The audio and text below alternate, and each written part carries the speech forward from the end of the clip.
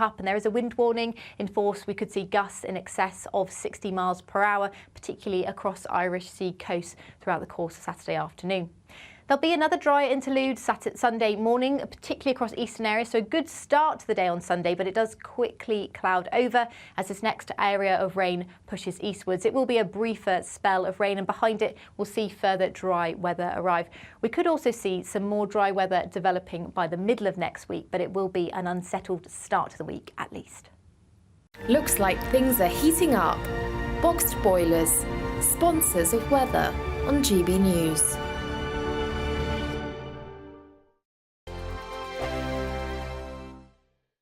Your weekend starts here with Friday Night Live with me, Mark Dolan, 8 till 9 on GB News. Big stories, big guests and big laughs as we get you ready for a cracking weekend. That's Friday Night Live with Mark Dolan, Fridays 8 till 9 on GB News. Bring your own drinks, the admission's free. Wake up to the headlines with Headliners every morning at 5 a.m. We treat you to the day's biggest stories before anyone else, 7 days a week. You can catch up on everything you need to know before you've even had your kippers. Headliners every morning at 5 a.m, only on GB News, the People's Channel, Britain's news channel. In the GB Newsroom, we bring you the news as it happens. With our team of dedicated journalists across the UK, we're ready to give you accurate reporting every day. When the news breaks, we'll be there with bulletins on GB News, the People's Channel, Britain's news channel. Big news, big debates, big opinion. Patrick Christie's Tonight is the week's biggest show. Every weekday, 9 to 11 p.m, we've got the inside track on the day's top stories. There'll be sharp takes you won't get anywhere else. We will set the news agenda, not just follow it, and I want to bring you along for the ride. Whatever it is, we'll have our finger on the pulse. It's news, but it's this close to entertainment. Patrick Christie's Tonight, 9 till 11 p.m, only on GB News, the People's Channel, Britain's news channel. Good afternoon, Britain. Good afternoon, Britain. Join us, Tom and Emily, To find out what's happening in the heart of Westminster. and why it matters to you. Weekdays from midday, we bring you the most compelling stories from across the United Kingdom. And from your doorstep to our inbox, That's right, we want to hear from you, GB News. Britain's news channel. GB News, unlike other broadcasters, isn't obsessed with the London-Westminster bubble. We think there's a nation beyond the M25, and that's why we talk about the issues that matter across the land. Join me on State of the Nation, 8 to 9 o'clock, Monday to Thursday, on GB News. Daisy's listening, and you should too. I'm Andrew Doyle. Join me at 7 o'clock every Sunday night for Free Speech Nation, the show where I tackle the week's biggest stories in politics and current affairs with the help of my two comedian panellists and a variety of special guests. Free Speech Nation, Sunday nights from 7 on GB News, the People's Channel, Britain's news channel. Tired of the usual focus-tested, pre-prepared Westminster runaround? Well, so am I. So you want higher taxes? Is your department to blame for this? Are you rethinking this policy? Every Sunday at 9:30, I'll be sitting down with those in power to get the truth about the issues affecting you. Let's be honest, we've known about the cost pressures of this project for years, not months. That's the Camilla Tominey Show, a politics show with personality. On GB News, the People's Channel, Britain's news channel.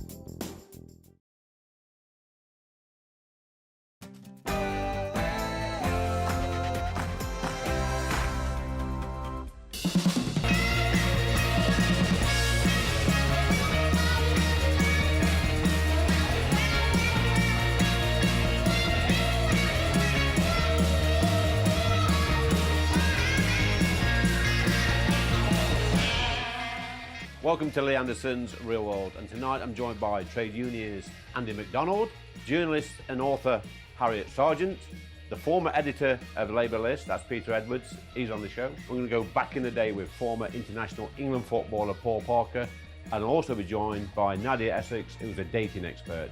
But first, let's go to the news.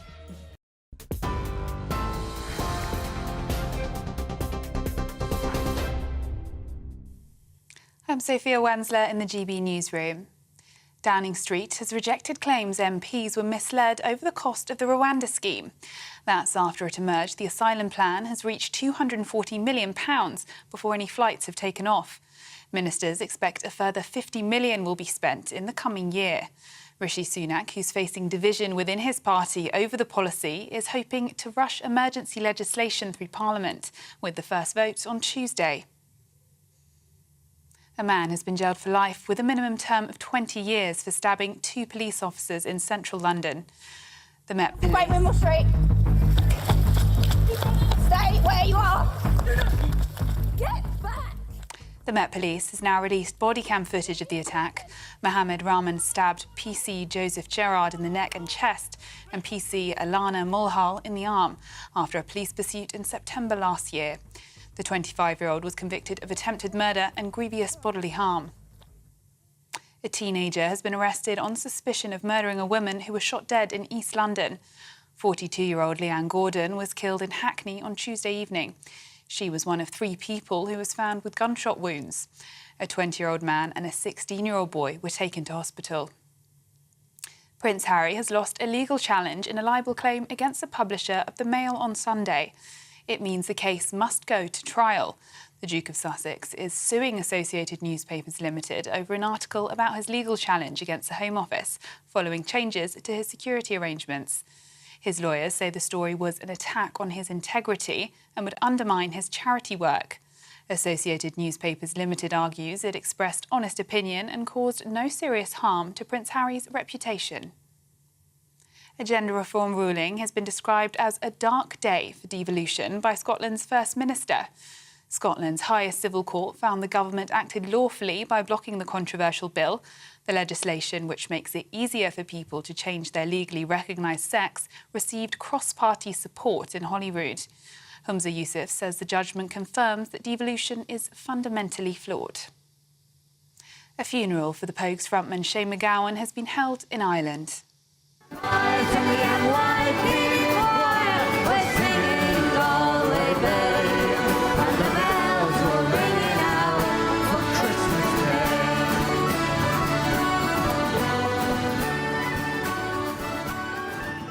Paying tribute to the singer, the band's hit Christmas track, Fairy Tale of New York, was sung during the service.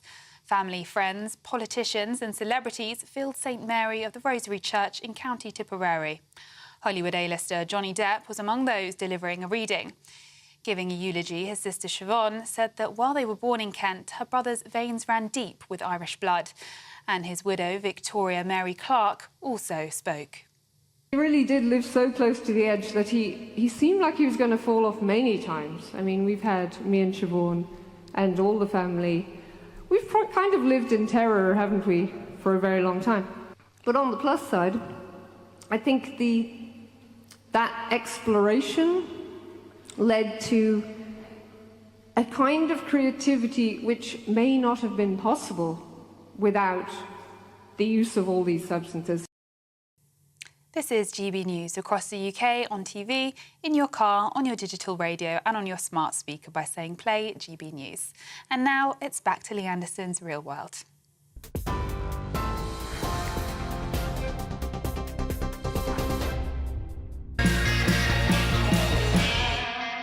Welcome to Lee Anderson's Real World, and tonight I'm joined by Andy McDonald. He's a trade unionist, and actually we've got a change this week. We've got the right in the corner. That's author Harriet Sargent. Welcome to the show for the first time, Harriet. We're going to get straight to it. Christmas is coming up. Strikes in the NHS, Andy. Strikes on the railway system. Isn't it time now that they just put the strikes to one side over the Christmas period and let people get on with their lives and let people have that hospital treatment that they so badly need? Oh, no, I don't think so. I think the government need to offer a good deal to ASLEF. The train drivers' union, the conditions and the pay increase that they're going after isn't unreasonable. Mark Harper's just been operating in bad faith for the last year and a bit. It's been poor from the government. It's time for them to step up. What would you say to train drivers, to the members of the public, Andy, who's earning 25, 30 grand a year, that can't get to that relative at Christmas, can't get to that important hospital appointment because train drivers earning 60, 70, 80 grand a year want more money?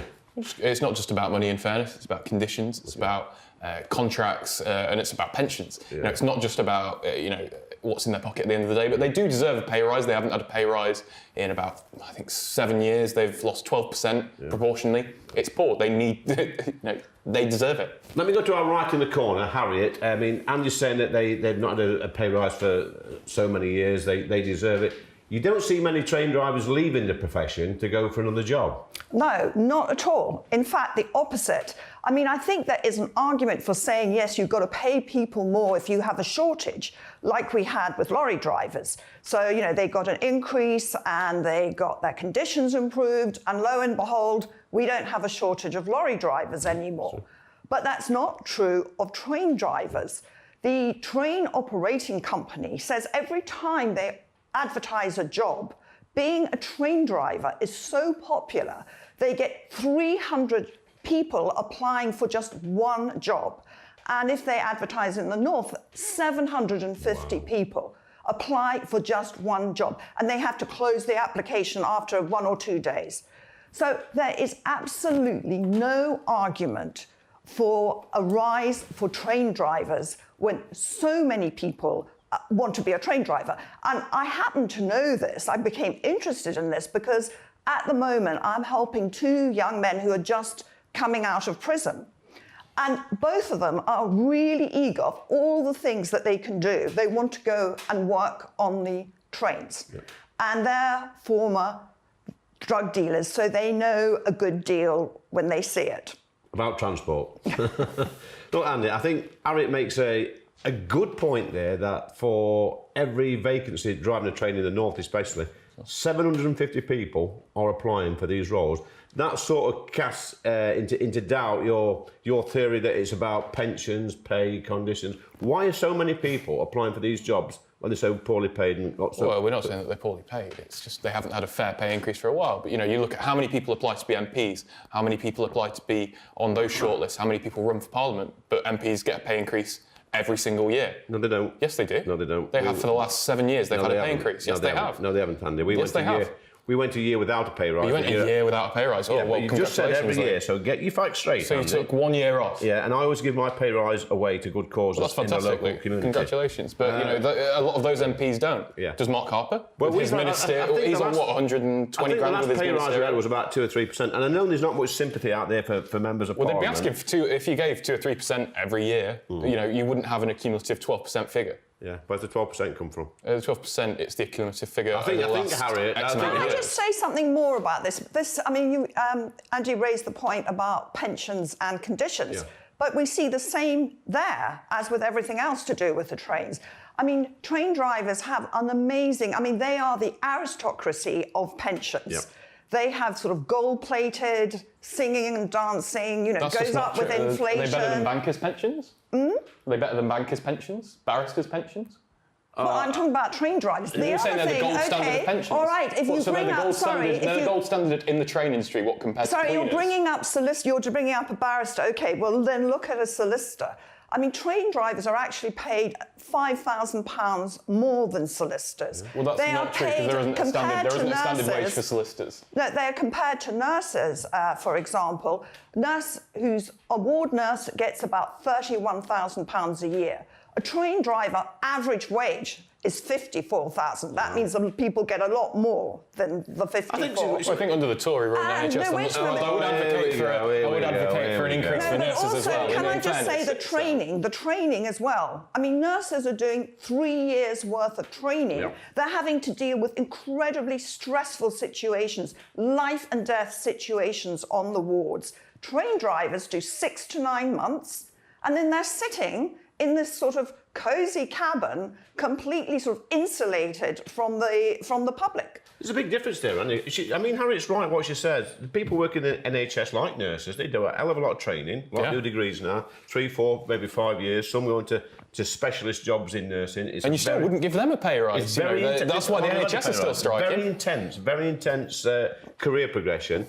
But, no disrespect to train drivers, because they do a cracking job, they do a brilliant job, a stressful job sometimes, but 6 to 9 months training, and they're on 50, 60, 70 grand a year. Yeah, well, I would agree that nurses do deserve to be paid more. I agree with you. You know, there's no disagreement there. Yep, absolutely. Harriet, illness is not seasonal, and there will be a lot of people over the festive period wanting to get to that important, vital hospital appointment to get that treatment or that care that they need. Isn't it time, like we just said previously with the train strikes, that there's a bit of common sense used, because they will lose public sympathy very quickly, some of the NHS workers, if they're striking over Christmas and vulnerable people can't get to the hospital to have that important treatment that they need. I mean, I think it's appalling. You're talking about the NHS strikes. No, I mean, it's absolutely heartbreaking. I mean, there are people literally dying on waiting lists. There are huge numbers of people who can't work, who are sort of sitting around in pain and agony on waiting lists. And this strike is just going to exacerbate all of that. So it's completely heartbreaking. Are they being scrooged, the health unions? I think it's more the Department of Health than anyone. It goes back to that responsibility of them to offer a fair deal. Yeah. They just won't negotiate. They won't negotiate in good faith. Yeah. It's poor from the government. They need to do better. It's their fault. These strikes have been going on, almost a year now, just over a year. It's poor from them. They need to do better. So you're saying it's the government's fault that people decide to take strike action? It's the government's fault when they don't offer fair contracts, yes. Okay. When they don't offer fair pay increases to those on the front lines. It's a government establishment. It's part of the British identity, the National Health Service. I'm sure you're as proud of it as I am. I am proud of the NHS. We need to pay their staff fairly. I don't know what Harriet thinks, but I actually think the NHS gets enough money. I think it wastes a lot of money. We see some of the trusts now advertising ridiculous diversity roles, paying 60, 70, 80, even 100 grand a year. Surely that money should be used to go back into nurses' pay packets. Harriet? Yeah, well, I spent about a year investigating the NHS, meaning I was in about 6 different hospitals, shadowing staff, everybody from porters to sort of CEOs, and sitting in on meetings, following nurses around. And I was pretty appalled by it, actually. I did that in 6 different hospitals around the country, and I saw a lot of suffering by patients. Yep. I saw managers, well, I didn't see managers. Yeah. That's the whole point. I mean, as the porters told me, and they're very, very interesting on what's actually going on in a hospital, you never see managers. And when I did go and see the managers, they were always in a separate block, usually modern, pristine, and they never seemed to come anywhere near the hospital. They were always managing to the centre, to the central demands, which had nothing, they had no idea what was going on in that hospital, and nothing to do with what was happening. Harry makes a fair point. Poorly run, NHS? 13 years of Tory Britain, what more can you expect? Yeah, but the government don't run the NHS. And well, they delegate. The trust. They do set the precedent. If the government said fire all the diversity staff, so what the trust would fire the diversity staff. Obviously, Harriet's been there firsthand. She's seen the waste firsthand. She's seen sometimes the treatment of the patients is not up to scratch. And managers, out-of-touch managers, in my opinion, sat in an office block a million miles away, haven't got a clue about the health service. Yeah, I completely agree. I think a lot of those should be fired. It's like civil service, a lot of that middle management should be fired. So we've got a trade union man now saying people should be sacked from the NHS. That's great, Andy. Thanks, Harriet. Do not go away, because coming up after the break, we've got legendary former England and Man United footballer, Paul Parker.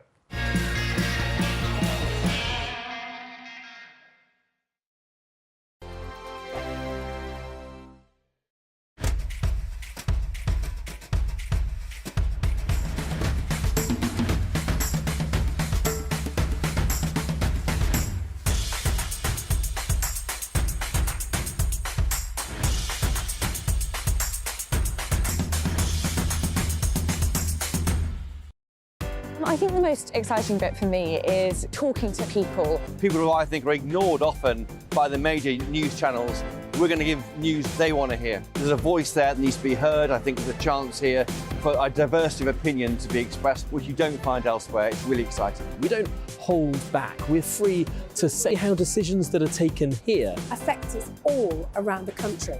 Only on GB News, the People's Channel, Britain's news channel.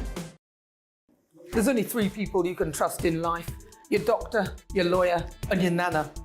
I'm not sure. So join me, Nana Aquia, at 3 p.m. every Saturday and Sunday, where we discuss the biggest topics of the weekend. Be ready for battle. Could you be quiet? What is this? It's my new It's your new t-shirt. I don't bite. Well, not without a good reason. Always honest, always fun. Every weekend at 3 p.m. on GB News, the People's Channel, Britain's news channel.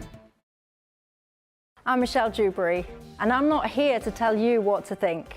I'd much rather hear what you have to say. So, send in your opinions to gbviews@gbnews.com. Keep them clean, and you never know, I might read them out. With my panel here on Jubes & Co, we debate, we get stuck into the issues of the day on a show where all views are welcome, especially yours.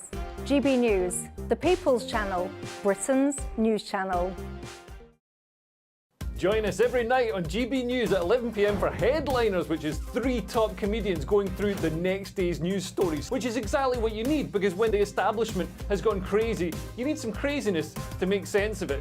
Headliners. You don't have to bother reading the newspaper. We've got it covered for you. Every night at 11 p.m. and repeated every morning at 5 a.m. We won't send you to sleep like some of the other paper review shows out there. So join us 11 p.m. every night on GB News. The People's Channel, Britain's news channel. Who is it? We're here for the show. Welcome to the Dinosaur Hour with me, John Cleese. I was married to a therapist. And you survived? I thought we were getting Hugh Laurie, second best.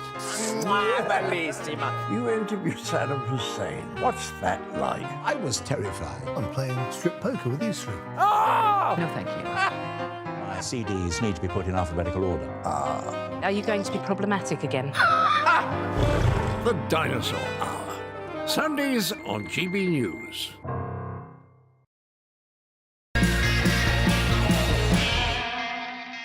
Welcome back to Lee Anderson's Real World. I'm going back in the day now with a bit of a legend here, Paul Parker, former England player, and QPR and Manchester United. I want to ask you, Paul, straight away, what was it like when you got the call to go and play for Manchester United? Well, it was one of shock, to be perfectly honest. I was actually sitting there with the late Terry Venables in a hotel in London on the verge of signing for Tottenham. Yep. And I was just sitting there that afternoon, and the then solicitor of Manchester United, Maurice Watkins, made a phone call to my agent, and that they asked me to come up on that Saturday. Terry Venables actually said, to be fair to him, you got to go. You got to talk to a club. You can't be rude. You got to go and speak to them. And I kind of went. I kind of looked a little bit because I thought I was going to stay in London, and I felt really, I felt guilty. He said, but one thing though, and I kind of went, oh, what's that? He goes, I bet you don't come back. And he was absolutely correct. I didn't. So what sort of sales pitch, if you like, did Sir Alex give you to go there? He walked me around the ground and just telling me all different bits around the ground, telling me the kind of famous people in what seats they sat in, how much each stand held. Yeah. I asked a question, why there's so many cars parked out front. Was there a game on or something? He goes, no, people just visiting the ground. Yeah. Why? I said. And he said, well, we got a museum. I kind of went, a museum? And I just couldn't believe they had a museum. And then all of a sudden a pile of people just come into the stand, the now Sir Alex Ferguson stand, and they all sat down, and there's someone at the front who was just talking to them, and it was just amazing to see that, coming from Fulham and then QPR, and just seeing that amount of people just coming to look around the grounds, and it was just something I'd never witnessed before in my life. But Tottenham Hotspur at that time, I suppose, is that when Glenn Hoddle was playing for Tottenham? No, this was 91. This was so. It was Terry. It was Terry Venables and. But they still had a good side, Tottenham, at that time, didn't they? Was Gazza playing at that time? Yes, Gazza would have been there. Yeah. Would you fancy played with him at club level? I would have said without a doubt. After, spending those weeks, good, bad, or indifferent, with him during the World Cup. But to play with Gascoigne could have added, given a little bit more kudos to me as a player. But the opportunity to go and play for Manchester, just arriving there, seeing the size of the stadium, the amount of people who were just there walking around, it's it's just one of those opportunities that you couldn't say no to. I mean, you'd have been, back in the day, Paul, you've been on a decent wage, obviously, playing Yeah. for these football teams, but you see some of the wages that the young players are earning these days. Basically, at 18 now, they can sign a contract to make them a millionaire and they'll be secure for the rest of their life. Do they lose a bit then, some of the young players? I think human nature says that you lose a bit of your edge. There isn't many who can actually get through it and carry on pre that. It's almost impossible to do that because you get that comfort zone. So it is wrong in a way for them to be given that amount of money, but they should give it in a different way. Yeah. It's about keeping them hungry because that's what keeps you in football, keeps you surviving. Is there enough protection for young people, like mentors and buddies, when these young people sign on? Because for an 18-year-old to be on this sort of money, it's mind-blowing. I would have thought that the club should wrap their arms around them a little bit. I know Fergie was quite strict in the day, weren't he, with his young players, but I don't see so much of that these days, Paul. Well, we don't hear so much of it. Sir Alex done it and people talked about it because of those young players were there in the foresight of everybody. But I look at it in today, and the best people who can be in that position to look after these young players are their parents or their close friends. Clubs couldn't offer. Yeah. But are you going to listen to a stranger, or are you going to listen to someone close to you who's actually telling you maybe the home truths about life, unless if you don't do it the right way? Now you've played in some big games, massive games, semi-final World Cup 1990, won quite a few trophies with Man United. Could you sleep before a big game? No, never. Never? Never even. We used to have sometimes go away, stay overnight and then wake up in the morning, go for walks, and then you've got a whole day waiting for a game. Yeah. I think you try and sleep and sometimes I think I played the game. Yeah. That night, what we was playing later on, it was in my head. It's almost, some people will say they did, but the ones who actually did it, it's very, very minimal. I think it's impossible to sleep. So then you've had a sleepless night, you've gone and won a big match, won a trophy, a Premier League or a FA Cup or something like that. And then how long does that buzz last after? Because you probably don't sleep the following night. Oh, I think you do. More so when you haven't got that in front of you, especially when you've been successful as well. You get it out of the way. Let's put it this way, it's always difficult to lose a big game for Manchester United. And then it's difficult to sleep that night knowing that, there's people around that game meant so much to, say, losing a Manchester derby or losing to Liverpool, which is always going to be hard if you're a Manchester United fan. I'm glad you said that, because we always hear about the famous hairdryer treatment. Did you ever get that from Fergie? Oh, I've got a few from him, without a doubt. There isn't many who got away with it. I can only name one during my time who always got away with it, and that would be Eric. Yeah. Eric always got away with it. Yeah. But I think we'd have to say, given what Eric done in that time, I think as one of the players who played with him would accept that. He cut him a bit of slack as well, didn't he? Especially during the Kung Fu kick era as well. I think most players would have been out the door, wouldn't they, for that? Yeah, I think it was a little bit more slacker than slack, to be honest.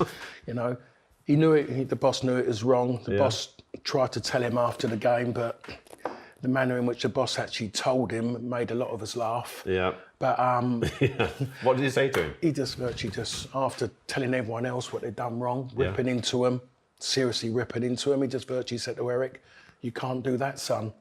And I thought he might have been a little bit more heavy than that, but we all just looked at each other and we just all started laughing. Yeah, and then it went more serious about it after. But his talent, you couldn't let talent like that go. If there's a chance to keep it, you keep it. And the boss was proved right in keeping it. He was proved right. I suppose there's a bit of a trade-off there, isn't there? His behaviour or whatever, some of the antics he got up to he was a brilliant footballer. Yeah, but it's what he done after Eric as well that made the boss feel even better.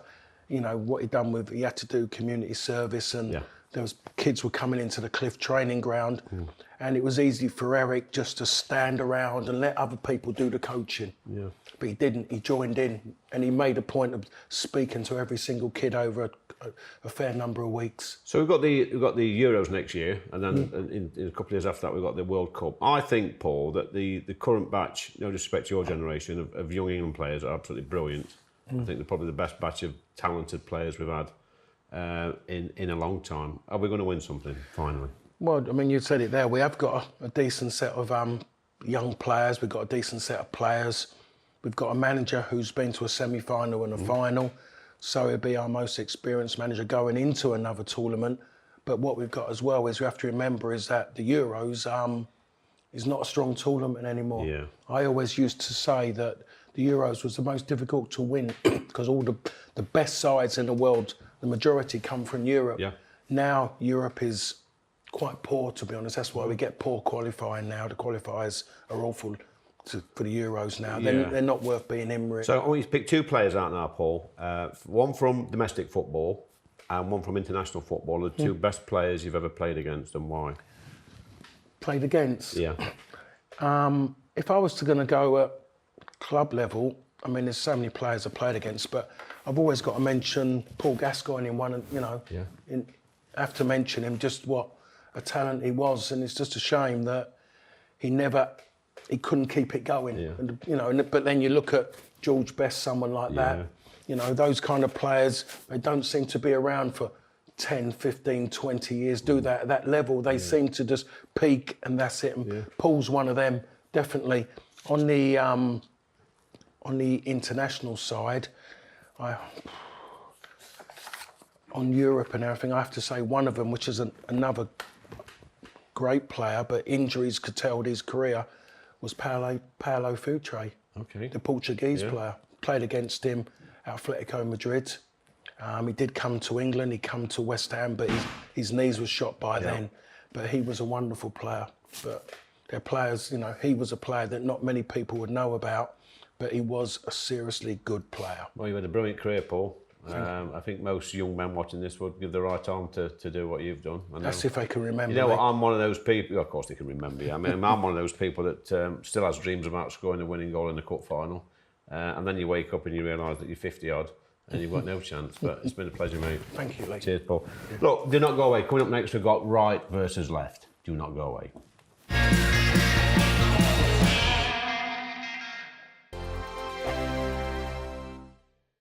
Your weekend starts here with Friday Night Live with me, Mark Dolan, 8 till 9 on GB News. Big stories, big guests and big laughs as we get you ready for a cracking weekend.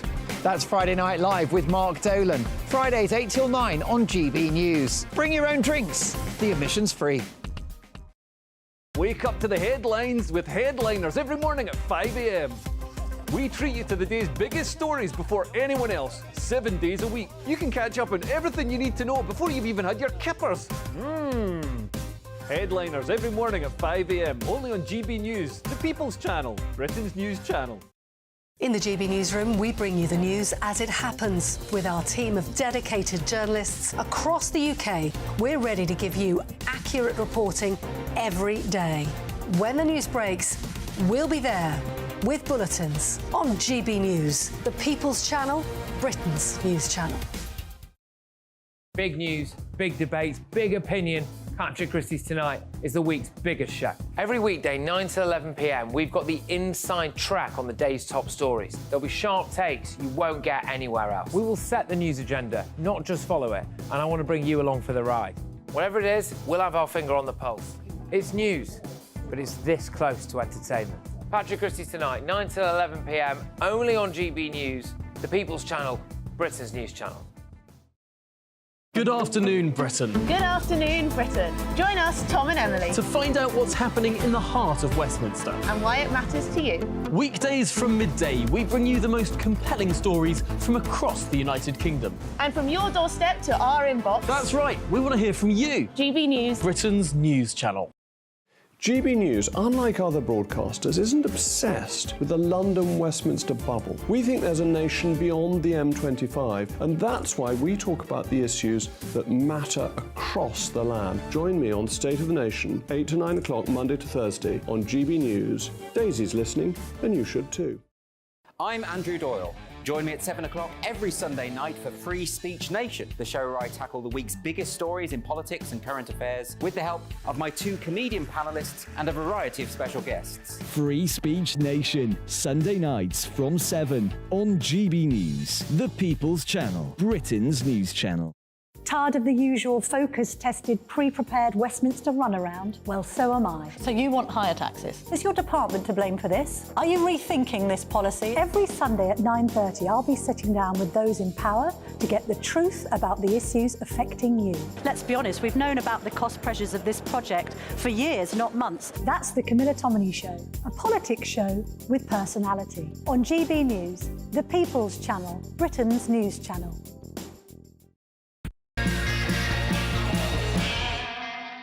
Joining me now, we've got the former Labour List editor, that's Peter Edwards. Good evening. Welcome to the show. And again, we've got Harriet here, Harriet Sargent, journalist, author, and just generally nice, decent person. Oh. Look, this week, Labour leader, Mr Starmer, he made a comment about Maggie Thatcher. He sort of come out in support of some of the things that Margaret did back in the 80s and 90s, Peter. Do you think he was right to do so? Well, Keir Starmer came out in support of strong leaders, which I think is what anyone who wants to be Prime Minister should do. And he cited Blair, Clement Attlee and Thatcher. So, of course, some people on the left were concerned by that. But Britain has a lot of problems. If you're standing to be Prime Minister, it's right that you cite people who have a vision. And of course, we on the left disagree enormously with Thatcher, particularly over things like employment rights, industrial relations, deindustrialisation of the north. And I spent a lot of time living in the north of England. And of course, how the social fabric changed and at times a culture of greed is good. But we can say all that and still recognise that Thatcher was a strong leader. She won elections and she had a vision and she was popular. Harriet? Well, I think what Keir Starmer did makes absolutely sense to Keir Starmer and actually tells you a lot about what's going to happen in this election, because every time he says something to upset the left of his party, which praising Thatcher, even saying something moderate about Thatcher, because the only thing they'll hear about Thatcher is that she's a witch and she's got to be hanging off a tree. So even just saying what he said howls rage.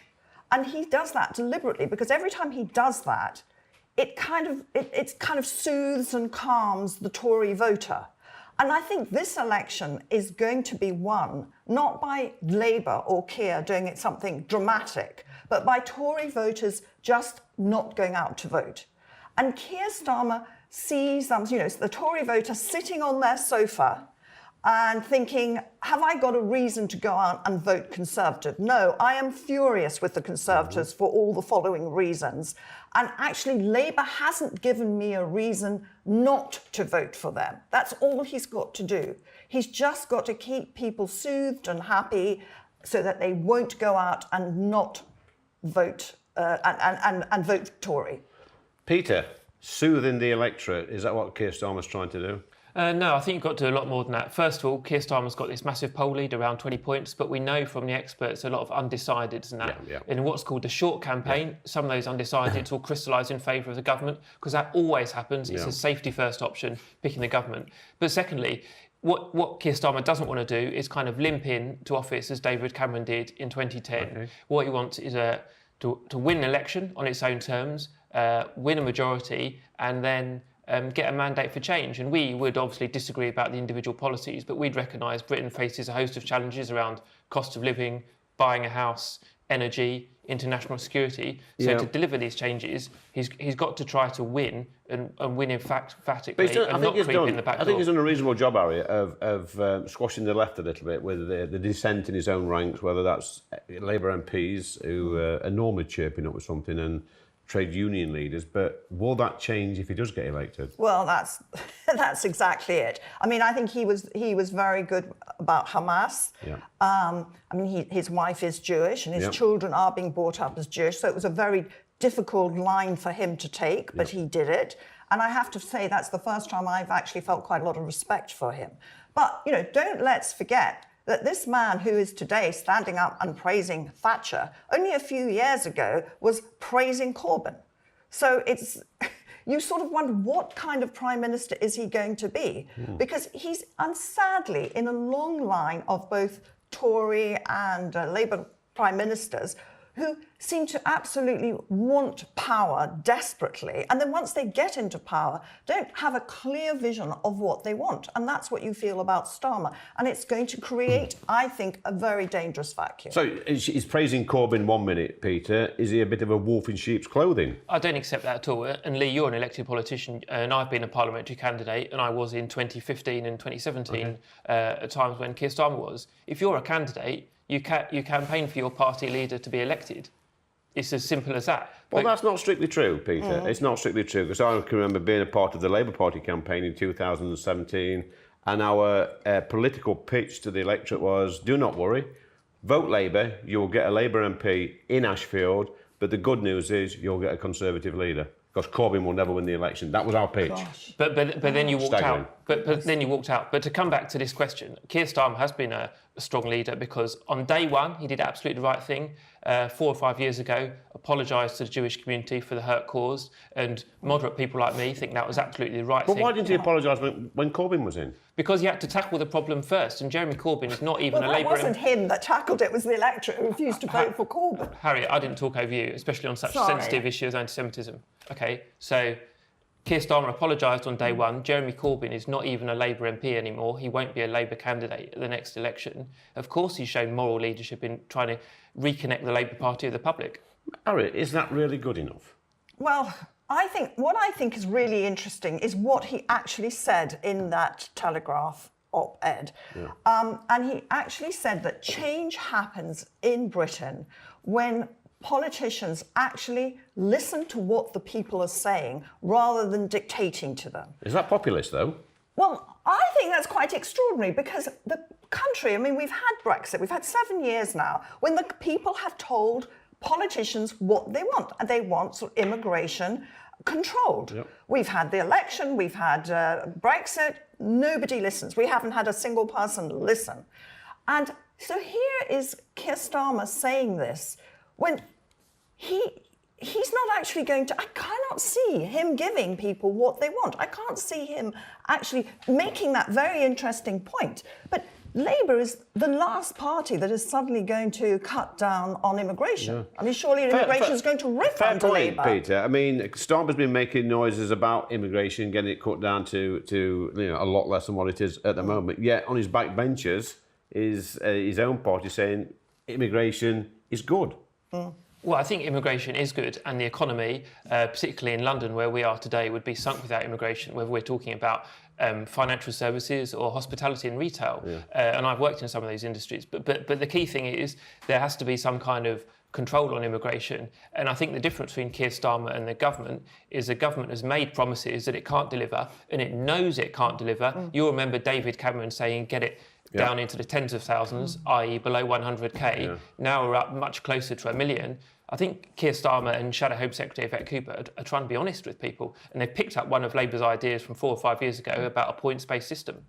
Points-based system, does that work out? Because I'm one of these people, maybe a bit off with my party sometimes, where I think when we say we're having a points-based system and we're attracting the brightest and the best from around the globe, what we're actually doing is de-skilling other countries. These are countries that probably need these workers more than what we do, and I don't think that's the right thing to do. I don't think it's the moral thing to do. I mean, you see in African countries, poor countries who've actually bothered to train, particularly their nurses and doctors, and then we just hoover up these people because we will not train the people. I mean, this is why I voted Brexit, because I travel, I do particular reports, I was travelling around the country, and people need to be trained and they need to be paid properly. And that I hope that would happen under Brexit, but it hasn't, because we've had this sort of huge, as you said, nearly 1 million people coming in a year, so you're not going to train people. That hoovering up the best talent from around the world, we de-skilling a lot of the developing countries and taking their brightest and the best,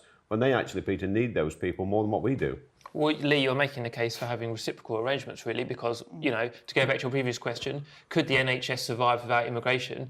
I don't think it could. And me, my family, and probably many of your viewers have been treated by foreign nurses and doctors very happily so. But then if we're taking medical talent from other countries, and those countries are poorer, then we should try and support them, develop their own skills base. Right, we're going to go to the yes or no quiz. We're going to keep Harriet and Peter here with us. This is dead easy.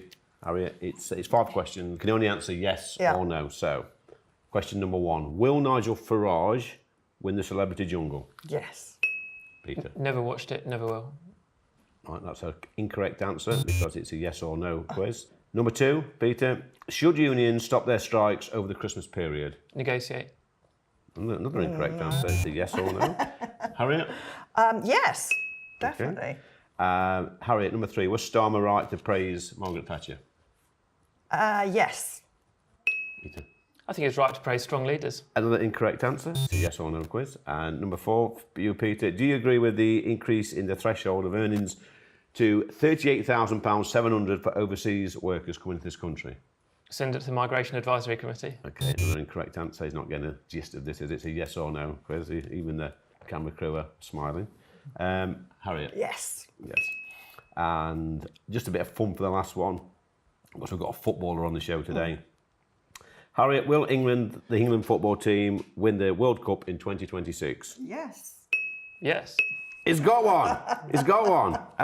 So in my maths, which aren't very good, that's 5-1 to Harriet. Peter struggled a little bit with the rules. It's a yes or no quiz, Peter. But some good answers though. Do you want to come back on one, Harriet? Well, I'm just very interested, after what we've just been discussing, I'm just very interested to see what Nigel Farage does and what he's going to make happen, or whether he's going to make anything happen. Yeah. But I'm really intrigued to know when he comes out whether he's going to use, if he wins, if he's going to use that to further his political career. Would you go in the jungle if he was offered? No, I've been in jungles. It was horrible. Really? I wouldn't go back. Okay. Over £1.5 million, wasn't it? Yeah, I think so. If they paid well, me, that's what I they're might saying do a that we lot of don't things know. for that. I don't always believe everything I read in the papers, Harriet, especially if it's about me. Lee, can I ask you a question? Yes, go on then. So, Robert Jenrick resigned this week. Will Rishi Sunak still be Prime Minister on polling day? Yes. That's how easy the quiz is, Peter. It's yes or no. You just go yes. It will be, yeah, it will be. Yeah, there won't be a change in leadership. That's my honest opinion, anyway. Do you want to come back on one, Peter, one of these questions? Well, we've done a lot of politics. Let's talk about football. 2026 is a long way off, but I think this is certainly a case, Gareth Southgate, where we should keep faith with the leader. Is he a good manager? I think so. I mean, I've never met him, but everything we read tells us he's a good people person, a good man manager, just like the late Terry Venables. That, you know, we're all different. You've got 20-odd players. You've got people out of the squad, injury, form. You try and keep them all happy. He's honest. He's decent. I think he's a man of integrity. But I would say England play attacking football. They do, and this squad of players he's got at the moment is probably the best squad of young footballers I've ever seen in my time on Maybe this earth. since 1990. That was a good squad, yeah, and we've got Paul Parker on the show as well today. Almost my first memory, football. OK, guys, that was great. So still to come. Coming up next, we've got Last Orders with Nadia Essex.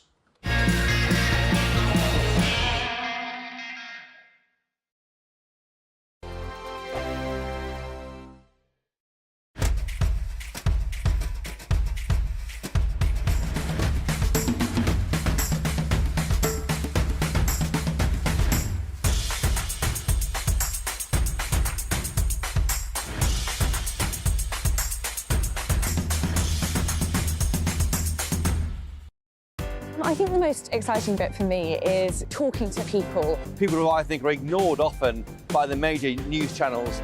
We're going to give news they want to hear. There's a voice there that needs to be heard. I think there's a chance here for a diversity of opinion to be expressed, which you don't find elsewhere. It's really exciting. We don't hold back. We're free to say how decisions that are taken here affect us all around the country. Only on GB News, the People's Channel, Britain's news channel. There's only 3 people you can trust in life. Your doctor, your lawyer, and your nana. I'm not sure. So join me, Nana Aquia, at 3 p.m. every Saturday and Sunday, where we discuss the biggest topics of the weekend. Be ready for battle. Could you be quiet? What is this? It's my new teeth. It's your new teeth. I don't bite. Well, not without a good reason. Always honest, always fun. Every weekend at 3 p.m. on GB News, the People's Channel, Britain's news channel. I'm Michelle Dewberry, and I'm not here to tell you what to think. I'd much rather hear what you have to say. So send in your opinions to gbviews@gbnews.com. Keep them clean, and you never know, I might read them out. With my panel here on Jubes & Co, we debate, we get stuck into the issues of the day on a show where all views are welcome, especially yours. GB News, the People's Channel, Britain's news channel. Join us every night on GB News at 11 p.m. for Headliners, which is 3 top comedians going through the next day's news stories, which is exactly what you need, because when the establishment has gone crazy, you need some craziness to make sense of it. Headliners. You don't have to bother reading the newspaper. We've got it covered for you. Every night at 11 p.m. and repeated every morning at 5 a.m. We won't send you to sleep like some of the other paper review shows out there. So join us 11 p.m. every night on GB News. The People's Channel, Britain's news channel.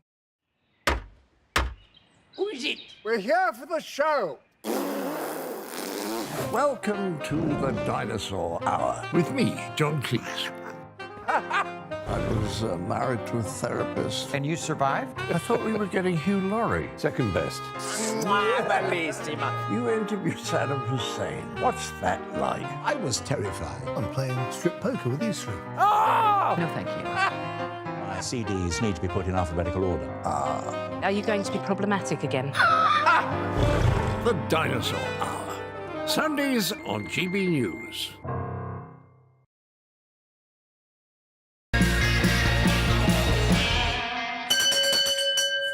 That's Last Orders at the Bar, and I'm delighted to be joined with Nadia Essex, dating expert, TV personality, ticking lots of boxes there, Nadia.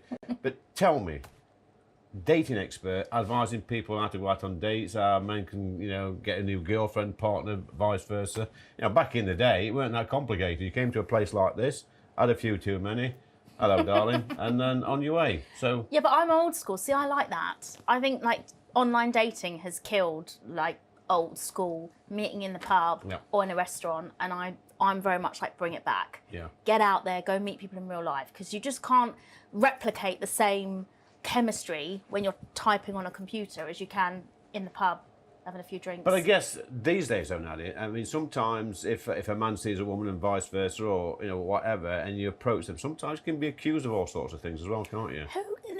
Can you? No. Especially in the workplace. No, well, the thing is, 2 things. First of all, nobody's going to accuse you for going up and saying hello. Yeah. Do you know what? I feel like this is a misconception that men are like, oh, I'm so scared of I can't do anything. Well, just don't be a creep. A creep, yeah. It's really simple. So what would be the perfect introduction? Say you're stood at the bar there having a drink, and a young man's there and he wants to make your acquaintance. What would be acceptable for you? 1, to not interrupt me if I'm talking. So if I'm having a conversation with my girlfriend, don't come over and poke me. I'm obviously read the room. If I'm giving you a bit of eye contact, green light, then come over. And always the easiest, best way. Hey, I'm Mark. Can I buy you a drink? Yeah, that works. And I'm of course. Who wouldn't want that? Really? Yeah. If you find them fit, you're okay. But I guess some men and women sometimes read the wrong signals. I mean, I've been out back in the day, many, many years ago. Like a particular friend of mine, I won't name him, but he was always reading the wrong signals, and it was normally a 2-fingered signal at the end of it. Yeah, but the thing is the difference is that we can smell desperation a mile off. So if you walk into a pub and you're like, well, who's single? Who can I talk to? Then we're going to be like, it'll go away. You mean like a caveman coming in? Yeah. And same for women. So it's but if you really, if you're getting a lot of rejection, it's because you're asking too many people. Take it slowly, choose some, look around the room, work the room, see who you really fancy, and then go in for the kill. I guess a lot of women say that they like a man to smell good as well. Oh, God, number 1. Yeah. You have good hygiene, good teeth. Yeah. Smell good. Yeah. Because it's a sign of respect. I mean, a good smell can take your attractiveness up a whole point. Yep. So, yeah, make sure you brush your teeth, clean your shoes, and smell good. Well, of course, you don't want a man coming up to you reeking of BO, do you? Oh, my goodness. Well, they're just, no, definitely not. I don't want anyone coming up to me reeking of BO. No, obviously. Not ticking your boxes, that one. It's ticking the red flag boxes. Because if you can't be bothered to wash your armpits, Yeah. can't even imagine what's going on down there. I think that's enough about armpits. So tell me about the actual coaching of dating. So a young man or a young lady comes to, might be older people as well, they come to you for saying, look, I'm getting nowhere, I've done the pubs, I've done the clubs, I've done the internet stuff. Where do you start with them? Usually it's a self-esteem issue. So we'll have to break down about why Because most of the time for the women, it's they don't feel worthy, so they pick the bad boys. And then for the men, it's they don't have confidence. So it always comes back to like some kind of self-esteem. And then once you work on the confidence and make them feel good about themselves, when they go out, for example, if they go to a pub, they just attract a different caliber of person. And so it is very much like the hard work has to be done at home as well. So, you know, listening to self-esteem podcasts, reading books, like getting your brain into a different mindset. Like if you're walking along being like, I don't feel good enough, then you're not going to attract like a decent mate. So you need to walk into a pub and be like, I know I'm great. And then knowing that, then you're going to attract somebody that... So what about then, Nadia, in the workplace? Because lots of people meet their partners in the workplace, but I suppose if you do, you know, like somebody who you work with, then you make that initial approach, then if you get knocked back, then that leaves a bit of awkwardness, don't it, in the Well, workplace? it does and it doesn't. I mean, it depends how respectful you go with it. That's the point. If you ask somebody out on a date and they say no, it doesn't have to be awkward. Just, okay, no problem. Well, it is for some people, though, isn't it? It's that rejection thing. Yeah, but first of all, rejection is part of life. You know, you go for your dream job, you're probably going to get rejected a couple of times at the interview stage doing different things. Like rejection is literally part of being human, and dating is no different. But it depends on how you go about it. If you're hounding someone, if you're not taking no for an answer, then yeah. But if you say to someone, would you like to go for dinner next week? And they say, no, thank you. Okay, just crack on. It doesn't have to be weird unless you make it weird. Right. So what is now the best place to meet that future partner? I think that if online dating works for you, you probably would have found your person by now. Because I feel like that you join one app and then you join another app and it's just the same people But recycled. sometimes, I mean, if they're putting the photos, I mean, I had a mate many years ago, he met this beautiful woman online and then he went to meet her and she'd hardly got any hair and not many teeth. I mean why did they do that? Because you're going to get found out, aren't you? Self-esteem. Again, it comes back to low self-esteem. So, you know, but again, there's no such thing as a bad date, just really good stories. So now you're telling their story of how, like, went on a date, she turned up with no teeth and no hair. You know what I mean? Like, it's all part of dating to be able to walk away and be like, brush yourself off, keep going, and you will find the one. Like riding a bike. Look, we've got you here for a reason as well, Nadia. We're just pulling the pint. The pint pot's there. Yeah. So you're in the pub now. The young man, he's coming, he's giving you a bit of eye contact. Don't put the pressure on me. And you're looking at him, you think, well, he's all right. And then you've got to pull him a pint. So a bit of flirting there. You've got to pull him a pint. So you've got 30 seconds with that pint pot. Go for it. Can I go now? Yes, go now. Okay. Right, here we Done go. that before, haven't you? Let's have a look. Let's have a look. Bear it's going with. pretty well. It's going pretty well. The clock's ticking, I tell you what. I can't go any faster than it's going. Look, no need to shout at me. That's aggressive. The young man I'm really competitive. Well, if the young man... Bear with, call up. Look at that. On the bar. I'll tell you what. Ta-da! I reckon, Nadia, if you'd poured him that, then you'd probably pull him as well, wouldn't you? Well, yeah. I mean, to be fair, I'm more adverse to like pouring champagne than pints. But yeah, I think that's a pretty sterling effort. Well, look, it's that's one of the best we've had. Do you think? I think Tommy Skinner's on. I think we actually gave Tommy 10 or 10.5 or something like that. But, come on. I'm going to give you. Under the pressure of doing it in front of a guy that I fancy. Yeah.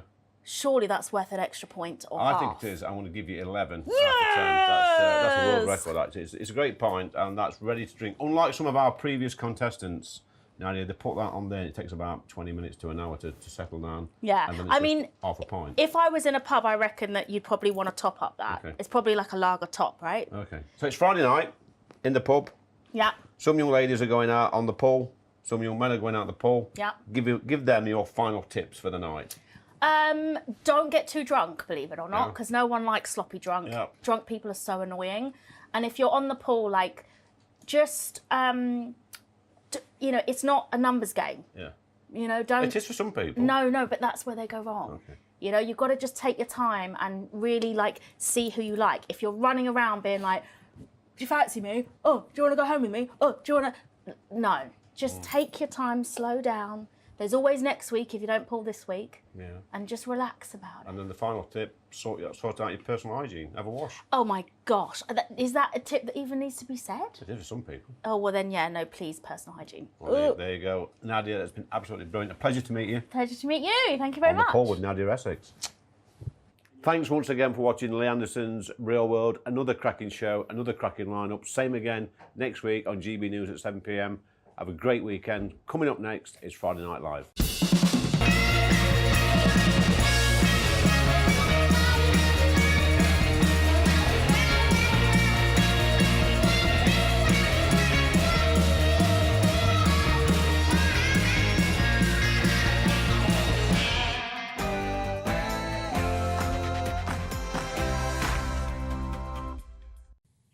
Coming up on Friday Night Live with me, Mark Dolan, in a sensational political development, Lord Frost, the man responsible for getting Brexit across the line, says Sunak must go. Reaction from Lord Michael Howard. That warm feeling inside from Boxed Boilers, sponsors of weather on GB News. Hello, welcome to your latest GB News weather update from the Met Office. There'll be heavy rain for many areas of the country throughout Saturday. It'll turn quite windy through the afternoon, but there'll also be some sunshine later on and some drier interludes as the weekend progresses.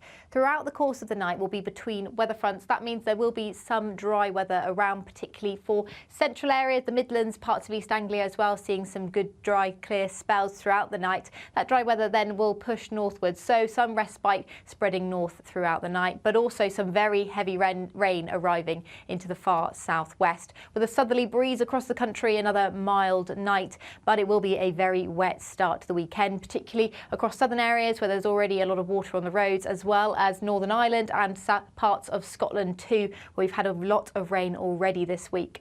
By the afternoon and by lunchtime, it does clear up from the west, and so there will be some sunshine in the afternoon, but the winds do pick up, and there is a wind warning in force. We could see gusts in excess of 60 miles per hour, particularly across Irish Sea coast throughout the course of Saturday afternoon. There'll be another dry interlude Sunday morning, particularly across eastern areas, so a good start to the day on Sunday, but it does quickly cloud over as this next area of rain pushes eastwards. It will be a briefer spell of rain, and behind it we'll see further dry weather arrive. We could also see some more dry weather developing by the middle of next week, but it will be an unsettled start to the week at least. Looks like things are heating up. Boxed Boilers, sponsors of weather on GB News.